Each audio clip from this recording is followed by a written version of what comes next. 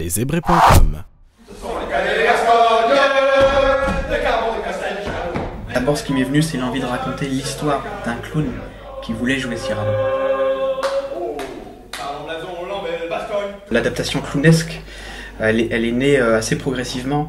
D'abord par ma pratique du clown, et puis aussi par les lectures répétées de la pièce. Cyrano, pour moi, c'est avant tout un monsieur sincère à outrance. On l'entend bien dans la tirade des non-merci. Donc pour moi, la sincérité, c'est la base de Cyrano, et c'est évidemment la base du clown. Le nez, c'est une évidence, mais pour moi, c'était peut-être moins intéressant que cette notion de sincérité. Elle ne m'aime plus. Comment? Non, c'est toi qu'elle aime. En fait, la différence de Cyrano dans cette mise en scène, c'est justement qu'il n'a pas de nez rouge. Je marchais tout seul à leur rencontre.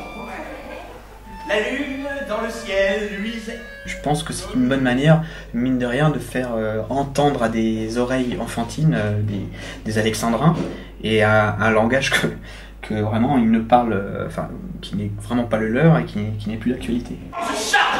J'en ai stomac j'en empale un tout vif. Quelqu'un m'a juste pas. Je n'ai pas. Vif. Sortez tous. J'imagine mal un spectacle burlesque sans musique, et puis je voulais qu'il y ait une véritable complicité entre musique et théâtre.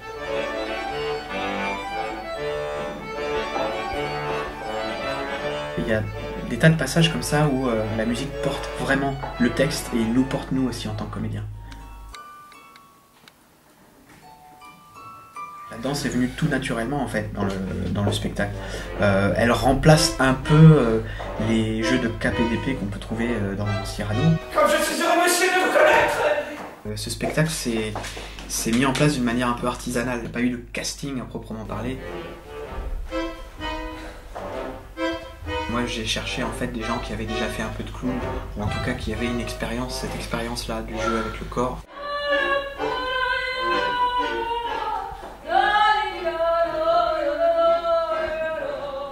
Chanter, rêver, rire, passer, être seul, être libre, avoir l'œil qui regarde bien, la voix qui vibre, mettre quand il vous plaît son feutre de travers, pour un oui, pour un non, se battre, ou faire un verre, travailler sans souci de gloire ou de fortune à tel voyage auquel on pense, dans la lune, n'écrire jamais rien qui de soi ne sortit, et modeste d'ailleurs, se dire mon petit, sois satisfait des fleurs, des fruits, même des feuilles si c'est dans ton jardin à toi que tu les cueilles.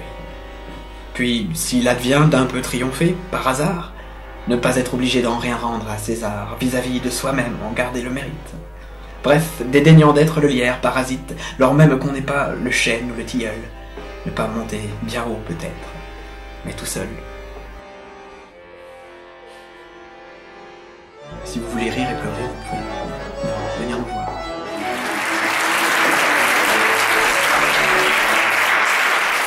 Lesébré.com. Toute la culture en un clic.